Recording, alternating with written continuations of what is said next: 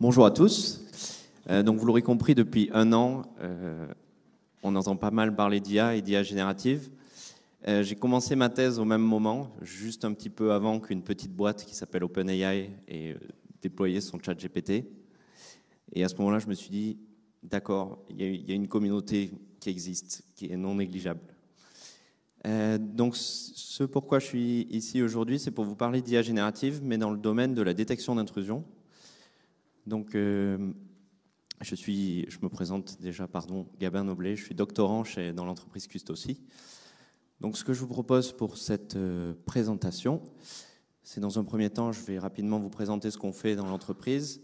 Je vais vous présenter mon sujet de thèse. Et ensuite, ce que je vous propose, c'est qu'on regarde ensemble comment fonctionne une IA générative, en prenant deux exemples, pour ensuite pouvoir vous parler de ce que je fais et comment j'essaye de générer des traces de trafic d'attaque avec de l'IA. Et on finira par un autre exemple d'utilisation d'IA dans ce domaine-là. Donc pour commencer, Custosi, on est une entreprise basée à Toulouse qui existe depuis 2018. On développe une solution de détection d'intrusion réseau basée sur l'IA, donc un NDR. De l'IA dans la détection pour plusieurs raisons. La première, c'est pour soulager un petit peu nos analystes. Et on insiste aussi sur le fait qu'on a une IA qui est faite maison. On est 30% de docteurs et doctorants dans l'entreprise et qu'on produit une IA qui est explicable. Qu'on en a un peu parlé tout à l'heure. Une IA explicable, c'est tout simplement, vous êtes analyste, vous avez une IA qui vous aide, c'est superbe, mais vous avez envie de savoir pourquoi elle vous a dit ce message, pourquoi elle vous a levé une alerte.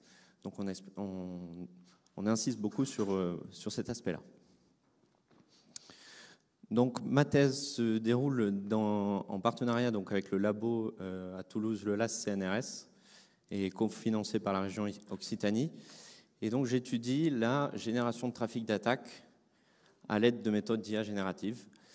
Et j'ai découpé un petit peu le sujet en deux parties. Dans un premier temps, donc, ça va être la génération de procédures d'attaque. Donc, ça va être de la génération de trafic, par exemple, de command and control, de ce qui va être du lateral movement, d'un scan, etc., de produire des traces réseau. Et dans un second temps, ce qu'on veut faire, c'est générer directement des scénarios donc de type APT. On veut suivre un scénario calqué sur la mitre attaque. Et ensuite, une fois qu'on a notre scénario, assembler le trafic qu'on a généré au préalable des procédures et en faire tout un dataset d'attaque réaliste. Pourquoi utiliser l'IA pour faire ça? Tout simplement parce que mettre en place toute une infrastructure d'entreprise, une fausse infrastructure d'entreprise pour générer des attaques de type APT, c'est complexe, ça prend du temps. Et pour faire la détection avec de l'IA, on a besoin d'énormément de données, donc il faudrait énormément de simulations, de déploiement d'infrastructures, faire des attaques, etc. Ça demanderait beaucoup de travail. C'est pour ça qu'on utilise ces technologies-là. Mais alors, qu'est-ce qu'une IA générative? Donc, une IA générative, on peut la réduire à juste un modèle qui va essayer de traduire un petit peu la caractéristique de la donnée. C'est-à-dire, comme le présentait le général ce matin, c'est une IA qui va être capable de comprendre ici, par exemple, dans le cas des images, elle va essayer de comprendre, entre guillemets, elle ne comprend pas réellement, mais mathématiquement, elle va essayer d'exprimer l'enchaînement de pixels qu'il y a dans une image et qu'est-ce qui fait que tel ensemble de pixels, je me retrouve à générer des images de portrait. Donc, toutes les images que j'utilise ici sont des images générées par IA dans cette présentation. Et donc l'idée, c'est d'avoir, donc j'ai mon sac avec beaucoup de données de départ, j'entraîne mon modèle génératif sur ces données et en sortie, elle me produit une donnée qui ressemble à celle que j'ai dans mon sac initial, en tout point. Alors, on peut retrouver des fois quelques problèmes, mais globalement, elle ressemble beaucoup.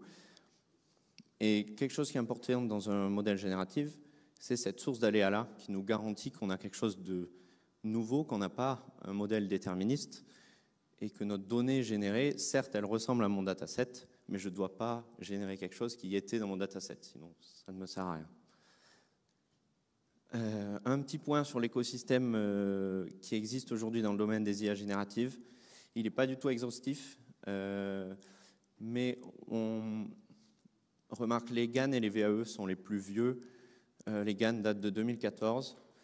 Donc moi, c'est sur ce genre de modèle que je travaille. Les deux premiers, qui sont des modèles plutôt simples et plutôt abordables, c'est ceux que je vais présenter par la suite.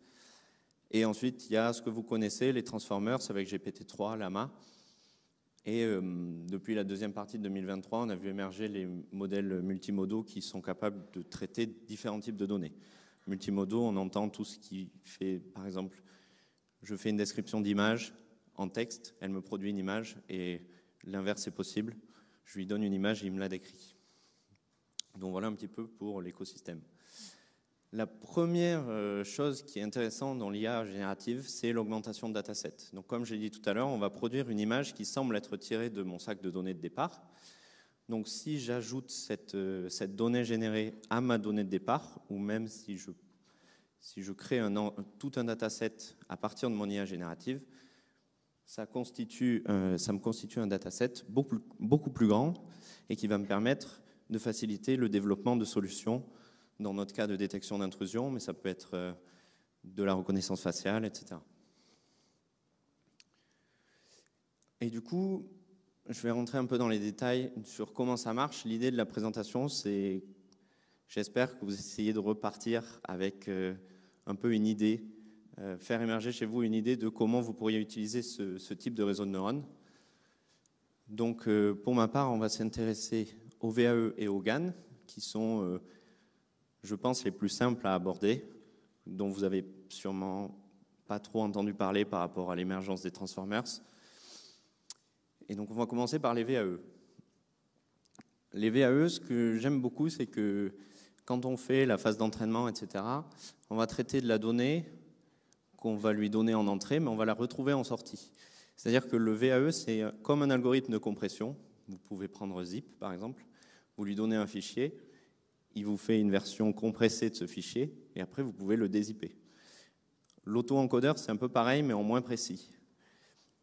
C'est-à-dire qu'il va être capable, ici, j'ai la première partie de mon réseau de neurones qui va prendre une image, et il va l'associer à un point dans ce qu'on appelle un espace latent. Un espace latent, ici, pour simplifier, il peut être à beaucoup de dimensions. Si on le simplifie et qu'on l'exprime en dimension 2, ce qu'il va faire, c'est qu'il prend une image et il lui donne un point dans mon espace latent ici. Et le décodeur fait l'inverse. Si je lui donne un point dans cet espace, il est capable de reconstruire son image. Et donc là où ça devient intéressant, c'est que lors de l'entraînement, les deux modèles en fait, vont se construire une représentation de cet espace latent qui va être similaire des deux côtés. Et donc je vais pouvoir avoir des reconstructions ici très précises et je vais pouvoir aussi faire de la génération. Donc comment je fais ça? Je récupère mon décodeur que je vais utiliser tout seul. Et si je prends par exemple, donc ici, mettons que la zone en bleu ici qui représente les images de 1, si je prends un point bleu n'importe lequel, mon décodeur, ça représente à mes données, ça correspond à mes données d'entraînement. Si je le donne à mon décodeur, il va me rendre une image de 1. Mais par contre, si je prends un point qui n'était pas dans mon dataset initial et qui est dans une zone blanche au milieu de ma grosse zone bleue où j'ai l'ensemble des 1, il va pouvoir me produire une nouvelle image de 1 que je n'aurai pas dans mon dataset de départ. Donc ça, c'est pour le fonctionnement d'un VAE. Ensuite viennent les GAN, dont vous avez peut-être un peu plus entendu parler, qui datent de 2014, pour Generative Adversarial Networks. L'idée ici, c'est d'avoir deux modèles qui s'entraînent en compétition. Le premier, le générateur, qui ressemble à mon générateur que j'avais avant, il prend une source de bruit, une source d'aléa, et il est capable de générer une donnée. Donc ça peut être une image. Ici, j'ai ma base de données avec mon ensemble de données d'entraînement. Et j'utilise un deuxième modèle qu'on appelle un critique, qui est un classifieur, donc un modèle qu'on a plus l'habitude d'utiliser. Lui, son but, c'est de donner une note sur la donnée qu'on lui donne en entrée. Il va dire est-ce qu'elle est réelle ou pas. C'est-à-dire est-ce qu'elle est tirée de ce dataset-là ou est-ce qu'elle a été générée par un générateur. Et l'idée, c'est de faire un entraînement, de monter en compétences, que chacun monte en compétences. Et donc, pour ça, j'ai un exemple un petit peu vulgariser. Vous imaginez que vous avez une super pâtisserie du monde, la meilleure pâtisserie du monde. D'ailleurs, j'ai fait ce matin, j'aurais dû faire ça avec des cannelés plutôt qu'avec des cookies. Je m'en excuse pour les Bordelais. Donc vous avez une référence dans le milieu du cookie avec des milliers de cookies. On va se servir d'une personne qui va être experte en cookies, donc ça va être un critique culinaire qui va jouer le rôle de mon modèle critique.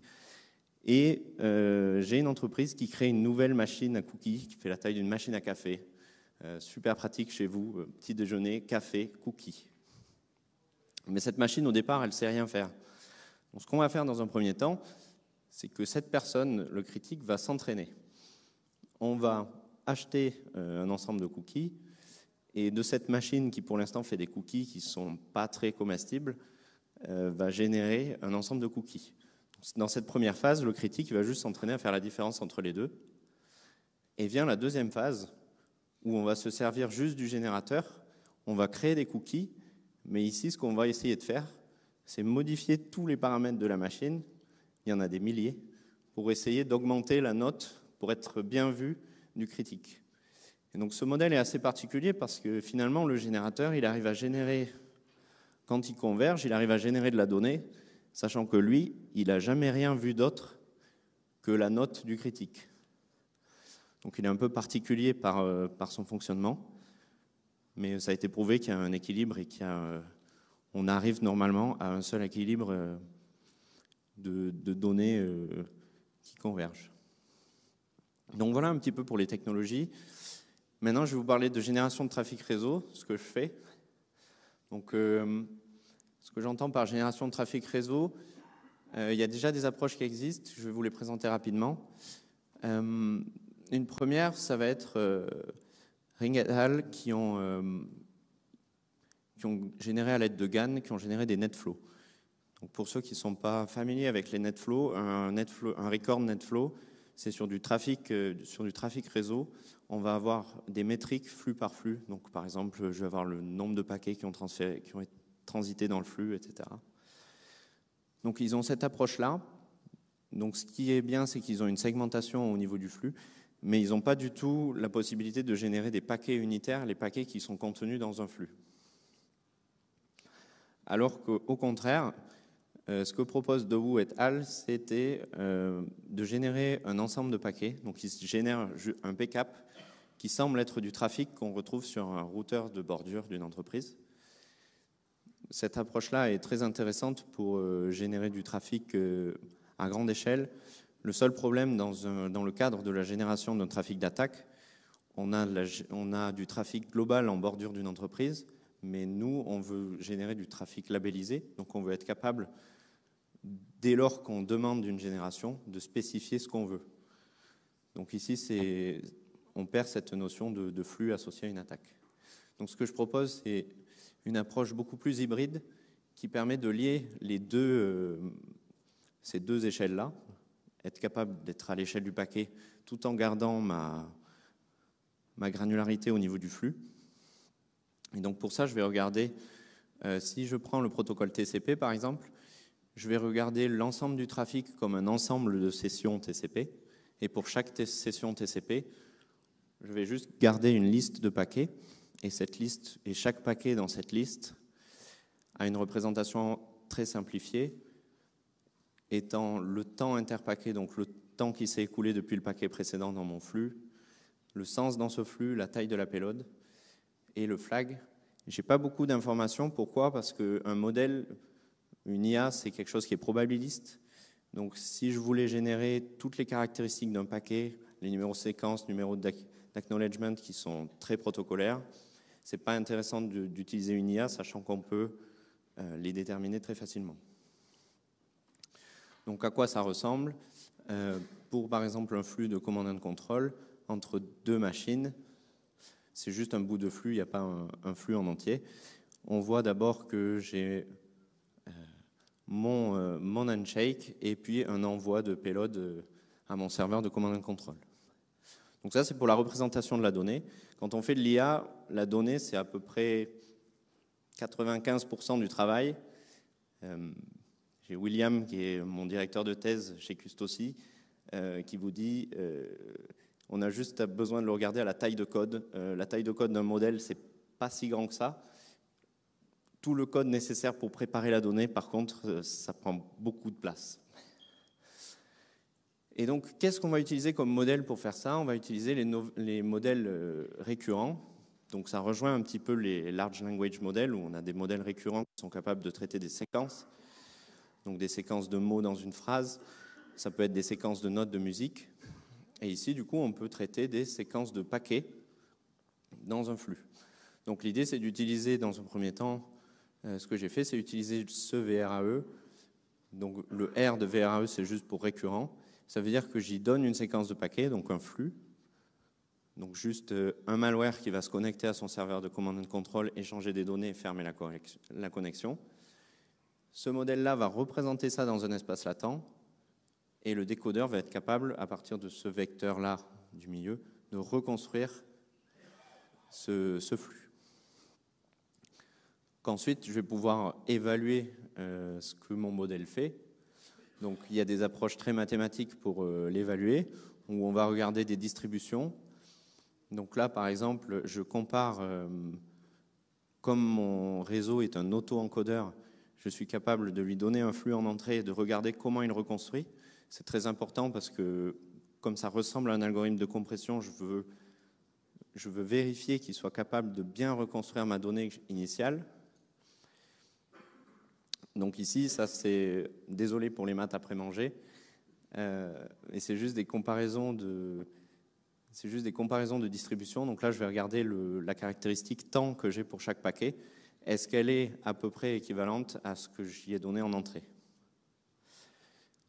Et une fois qu'on avait bien vérifié que notre modèle est correct et qu'il fait une bonne reconstruction, je vais pouvoir commencer à générer du trafic et donc générer de la donnée. Et là encore, je peux faire une analyse de distribution lors de cette génération, mais c'est beaucoup plus intéressant d'aller un peu plus loin dans l'évaluation.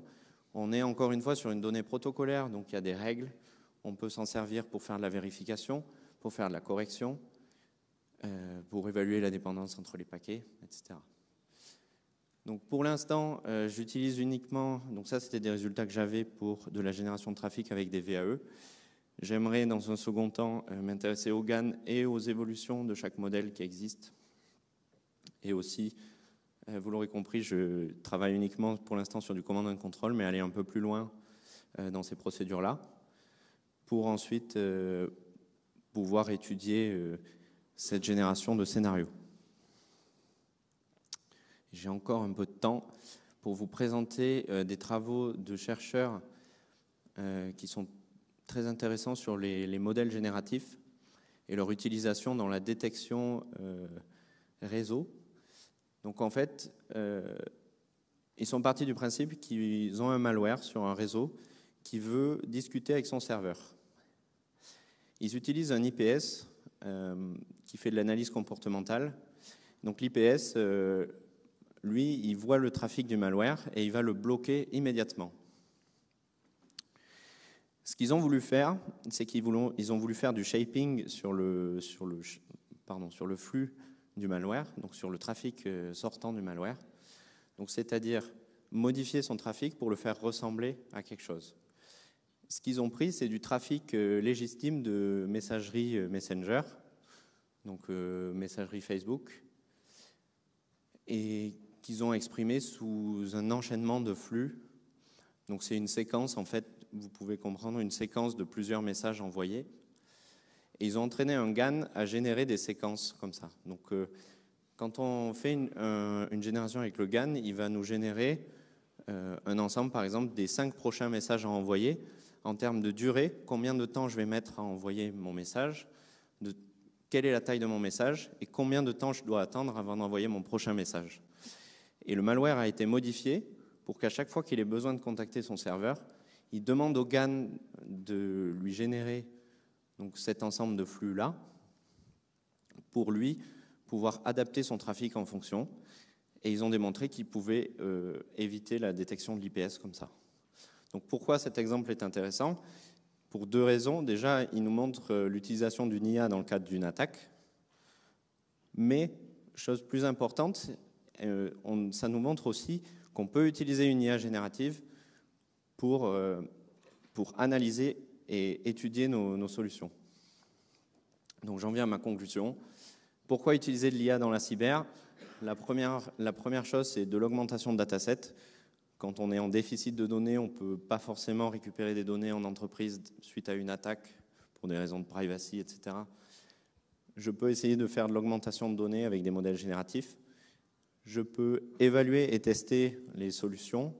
Je peux tester ses limites, on l'a vu avec l'exemple précédent.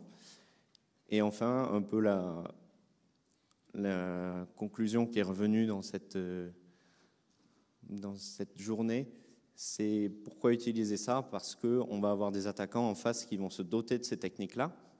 On n'est pas obligé d'être au même niveau de complexité, je veux dire, de modèle, mais utiliser l'IA pour contrer des IA, c'est une bonne technique. Donc merci de m'avoir écouté. Je vous ai mis 2 bouquins, si ça vous intéresse, qui sont très intéressants. Le premier, c'est sur l'IA en général, comment approcher l'IA si vous n'en avez jamais fait. Aurélien Géron, qui est un ancien de chez Google, qui l'a écrit, qui est notamment responsable de TensorFlow. Et Generative Deep Learning, qui est très intéressant dans l'IA générative et qui est très récent, donc il explique super bien les différents modèles. Voilà, merci beaucoup.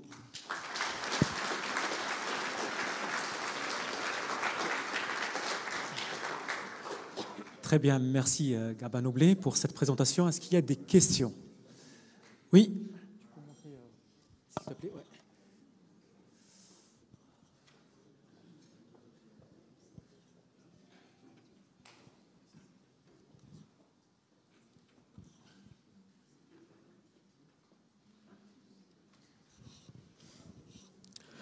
Bonjour, bon, c'était pas pratique de faire cheminer le micro jusqu'ici, désolé. Nous, on a une thèse chiffre sur un sujet qui ressemble un petit peu, sauf qu'on ne le fait pas sur le réseau, on le fait sur les entrées-sorties disques. Bon, c'est un peu plus facile, parce que c'est un peu plus stable, il y a moins d'effets de bord. Et on a constaté qu'il y avait une grammaire, quelque part, dans la façon dont les programmes écrivaient sur le disque, lisaient, écrivaient le disque. Et donc, en cela, bon, c'est un peu à la mode, navré, mais en cela, on est en train de travailler sur des LLM encore, mais cette fois qu'on entraîne directement sur ces grammaires-là qui sont un peu spécifiques. Donc on sort de tout ce qui est auto-encodeur, etc. Et on arrive plutôt sur du transformer, des choses comme ça. Et je voulais savoir si vous aviez le même genre d'idées et de résultats dans votre domaine. Alors, ce que j'ai beaucoup vu dans la littérature, je ne sais pas si c'est le cas aussi pour vous, c'est qu'il y a beaucoup de personnes qui essayent d'utiliser des modèles qui sont adaptés aux images. Et de suite, quand j'ai commencé ma thèse, donc j'ai vu ces approches-là, c'est-à-dire ils ont essayé de prendre du trafic réseau, de le convertir en une image et faire de l'IA avec ces images-là, parce que c'est des techniques qu'on maîtrise beaucoup. Mais c'est vrai que pour moi, du réseau, 2 machines qui discutent, c'est comme 2 humains qui discutent. Et je pars du principe que si vous observez 2 personnes qui discutent dans une langue que vous ne connaissez pas, juste avec leur intonation, leur façon de parler, la façon dont ils échangent, on peut essayer de deviner ce qui se disent, en tout cas au moins l'intention qu'il y a de l'un envers l'autre. Et donc, pour moi, c'était direct de pouvoir se plonger vers des réseaux de neurones récurrents. Et les transformers, j'y ai pensé, mais j'aimerais d'abord finir cette étude des GAN et de leurs améliorations qu'il peut y avoir, des milliers d'architectures qui existent, voir laquelle serait la plus adaptée. Mais pourquoi pas, oui, finir sur du transformers. Je ne sais pas si je réponds à votre question. Si je me permets de compléter la question, est-ce que les LLM type copilote apprennent directement des grammaires, des langages de programmation ? Dans la littérature, est-ce que c'est le cas où ils apprennent directement des GitLab, des GitHub pour récupérer des vraies données ? Pour ma part, je n'aurais pas la réponse. Non, il y a du transfer learning, clairement, qui se fait d'un langage de programmation vers l'autre, parce qu'ils sont tous pareils. là, on est sur des problèmes plus compliqués où il s'agit d'apprendre des grammaires justement sans transfer learning. C'est pour ça que tu parlais d'images, je pense. Et donc, on est obligé quelque part de faire des entraînements de zéro et c'est très lourd. Mais pour autant, c'est des approches qui sont pas inintéressantes sur du LLM et qui nous changent un petit peu justement de je fais juste du phishing avec ChatGPT.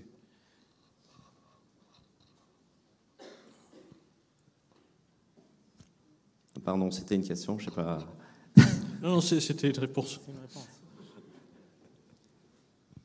Ok. Justement, est-ce que vous avez comparé votre modèle avec ChatGPT ou vous êtes appuyé sur ChatGPT pour essayer de lui donner suffisamment de contexte pour qu'il apprenne du flux de commandes et de contrôle, pour qu'il puisse lui-même générer sous forme d'un JSON ou autre ce genre de flux? Alors, pour le coup, ChatGPT, pour ma part, ne sera pas très adapté dans le sens où, là, ce que j'essaye de traiter, c'est de traiter du trafic réseau comme on pourrait traiter un signal. Donc, c'est vraiment un peu de la payload en fonction du temps. Et donc, ce serait beaucoup d'efforts de transformer cette notion-là de signal en du texte que pourrait comprendre ChatGPT pour avoir des résultats et utiliser un modèle aussi puissant. Ici, un petit auto-encodeur comme je l'ai fait là, il prend 1 giga de mémoire graphique, donc il est très petit et il est capable d'avoir des bons résultats. C'est pas des vrais LLM, c'est pas des vrais LLM dans le sens où ils vont pas récupérer des terra et terabits d'octets de datasets de texte, de NLP, donc Natural Language Processing, et il récupère tout ça pour générer du token pour lui. Pour lui, il voit juste un token, plus token, plus token. C'est pas ça. Non, ici on est vraiment on construit une liste de séquences et on fait pas de la prédiction du prochain token ou du prochain paquet. On essaye directement de travailler avec l'ensemble du flux. Donc c'est-à-dire qu'il va générer l'ensemble du flux du début jusqu'à la fin, mais on va pas lui donner juste par exemple le début et essayer de générer les prochains paquets. Ok, très bien. D'autres questions dans l'auditoire? Sinon, oui, au fond, oui. Merci.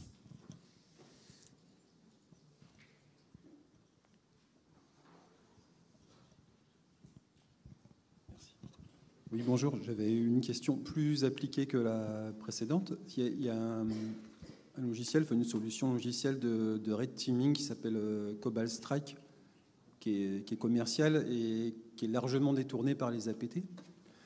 Et je ne sais pas si vous connaissez. Et en fait, ma question, c'est est-ce que la solution que vous avez étudiée pendant votre thèse permet de détecter, parce qu'ils procèdent aussi de la sorte. Alors, je ne pense pas qu'ils utilisent de l'IA, mais c'est-à-dire qu'ils essayent de déguiser leur communication avec le C2 en mimant quelque chose du trafic existant, un peu comme vous avez dit. Je ne pense pas qu'ils utilisent de l'IA parce qu'on peut trouver sur GitHub, ils s'échangent des petits morceaux de code où ils décrivent la manière dont ils vont. Enfin, c'est déclaratif. Est-ce que ce que vous proposez, ça permettrait de détecter ce genre de choses, cette anomalie, même si c'est pas de l'IA en face, tout simplement? Alors pour le côté détection d'intrusion, on arrive très bien à... Même si l'attaquant essaye de faire du shaping, va essayer de faire en sorte que son trafic ressemble à du trafic web, on va toujours pouvoir se rendre compte qu'il y a un peu une machine derrière et qu'il y a un algorithme, comparé à quelqu'un qui va faire des clics sur une page web, qui va avoir un comportement beaucoup plus aléatoire. Et donc il y a des travaux, je les ai plus en tête, mais qui disent vraiment qu'on peut... déjà rien qu'avec la vision NetFlow, en sortant des métriques sur un flux, donc ça peut être le temps moyen qu'il y a entre les paquets, l'écart type sur la taille des paquets, etc. En sortant ce genre de métriques, on peut être capable quand même d'identifier ce genre de menaces et du coup d'identifier des outils comme Cobalt Strike. Puis de toute façon, c'est ce genre d'outils-là qu'on va chercher à avoir dans des datasets pour de la détection. Essayer d'avoir les outils les plus récents possibles. Mais le côté utiliser de l'IA générative, c'est surtout que si, mettons, on décide de faire une campagne où on va générer beaucoup de trafic avec plein d'outils, on va monter une infrastructure, etc., l'effet de bord qu'on ne voudrait pas avoir, c'est que le modèle apprenne ce que le trafic qui vient de telle infrastructure, donc avec, par exemple, j'ai tant de latence entre telle machine et telle machine, qu'on va retrouver et qui va caractériser vraiment une infrastructure. On n'a pas envie d'avoir une IA qui va détecter l'infrastructure plutôt que détecter une attaque. Donc c'est pour ça qu'on utilise de l'IA générative, c'est pour ajouter de la variabilité dans cette donnée. Donc être capable de s'entraîner sur du trafic existant, de méthodes existantes. Ça ne reste pas de la magie et on veut juste introduire de la variabilité. Voilà. D'accord, merci. Alors très bien, donc s'il n'y a pas d'autres questions, donc il est 15h et la prochaine présentation elle est à 15h30. Donc je propose de faire une petite pause de 15-20 minutes, s'il vous plaît, pas plus. Merci beaucoup.